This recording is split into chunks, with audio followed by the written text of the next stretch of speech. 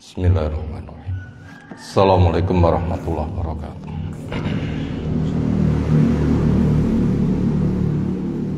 Alhamdulillahirabbil alamin. Alladzi hadana li hadza wa ma kunna linahtadiya laula an hadanallah. Wa asyhadu an la ilaha illallah wahdahu la syarikalah. Wa asyhadu anna Muhammadan abduhu wa rasuluh. Allahumma shalli ala Muhammad wa ala alihi wa ashabihi wa man tabi'ahum bi ihsanin ila yaumiddin. Ya ayyuhalladzina amanu taqullaha haqqa tuqatih wa la tamutunna illa wa antum muslimun. Wa ba'du fa inna asdaqal hadisi kitabullah wa khairal hadyi hadi Muhammadin sallallahu alaihi wasallam, syarrul umuri muhdatsatuha fa inna kulla muhdatsatin bid'ah wa kulla bid'atin dhalalah wa kulla dhalalatin finnar. Ayyuhal ikhwah, azza Allah subhanahu wa ta'ala. Insyaallah kita masuk hadis ke-65. Berlanjut 66 insyaallah dari matan kitab Al-Jami', bab-bab bagian akhir dari kitab Bulughul Maram oleh Al-Hafidz Ibnu Hajar Al-Asqalani rahimahullahu taala tentang perangai jelek yang kita kenali untuk dihindari. Lebih spesial membahas tentang noda-noda lisan. An Abi Darda radhiyallahu anhu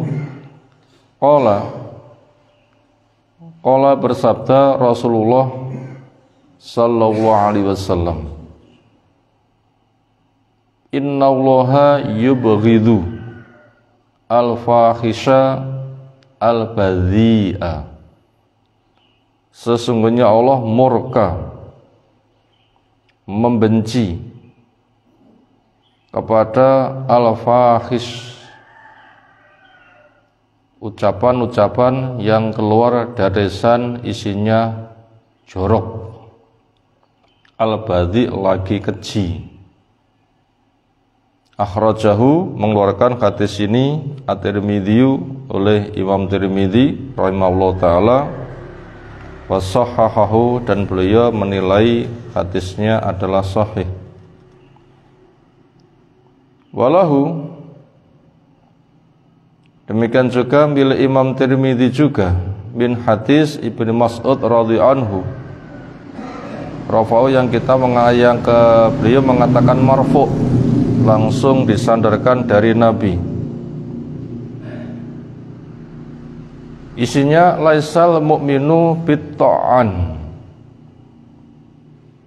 Orang iman itu lisannya tidak suka untuk banyak mencela.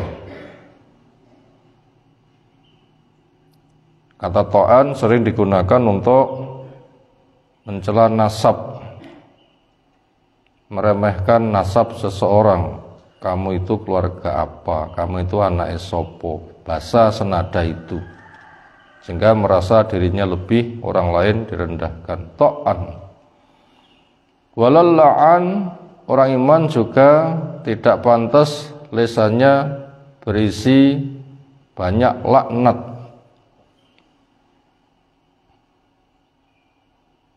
Laknat itu merupakan lawan dari surga.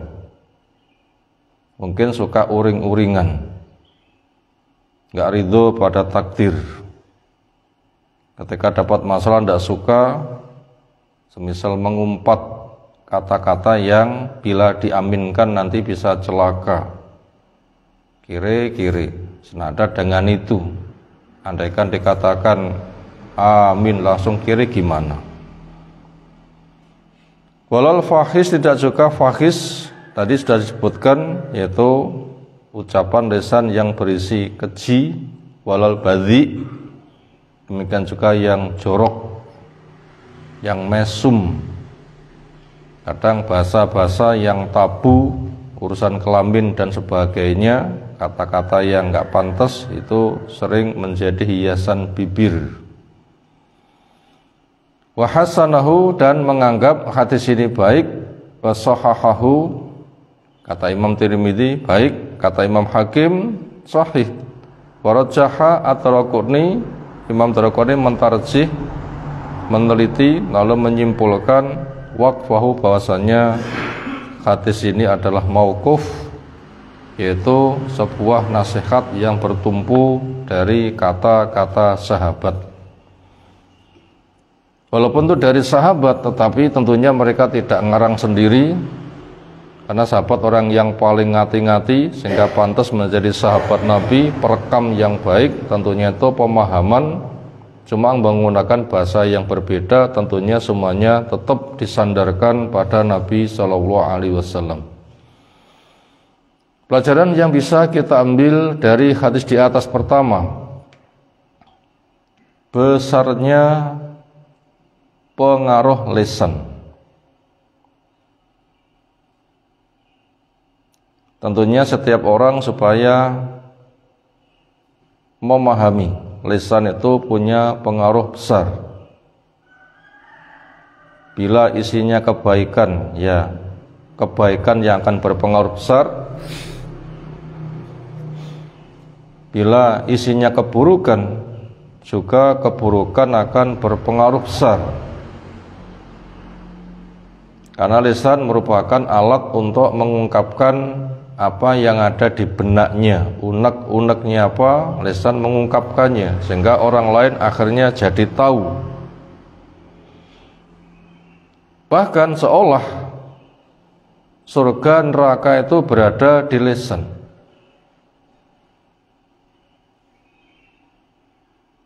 Karena orang yang punya unek-unek selagi masih dikendalikan itu belum dinilai.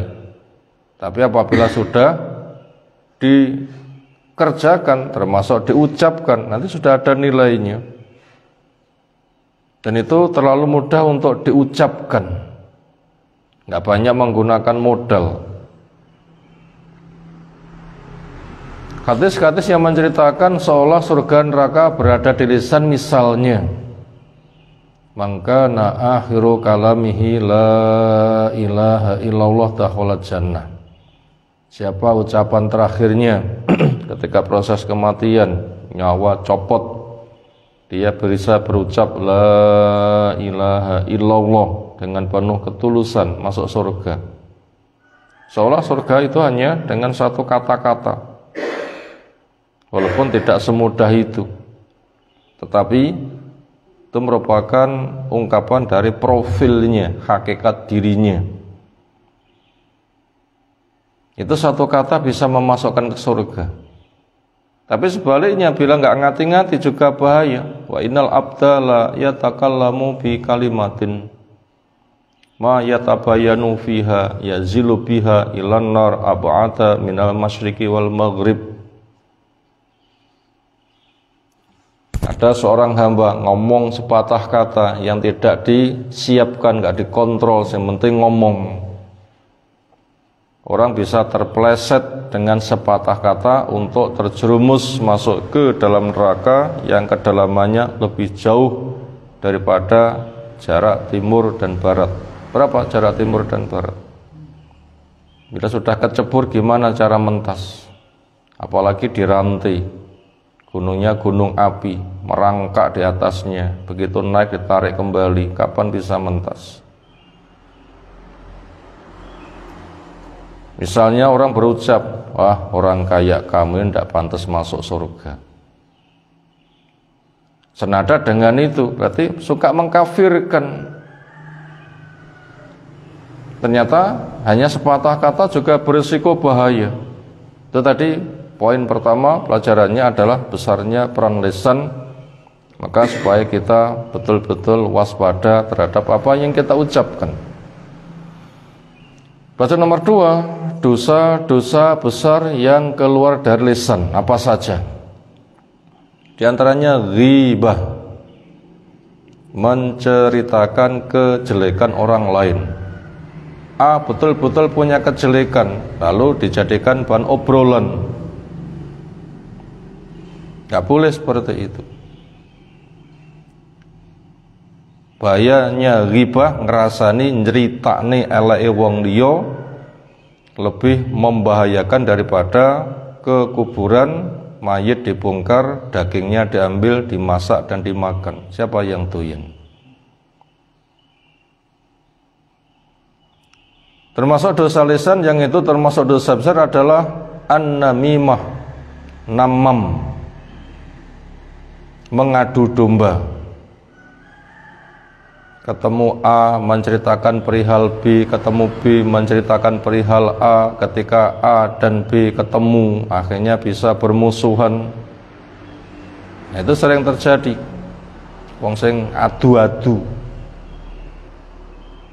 Termasuk orang itu punya rasa kurang sejalan dengan tempat kerjanya atau apa dan sebagainya, lalu dia ungkapkan unek-uneknya melewati sosial media, status yang dia tulis di dalam profilnya sehingga banyak dibaca orang, sehingga orang yang membacanya condong kepada dia, punya kesan menyalahkan kepada tempat karyanya, tempat kerjanya.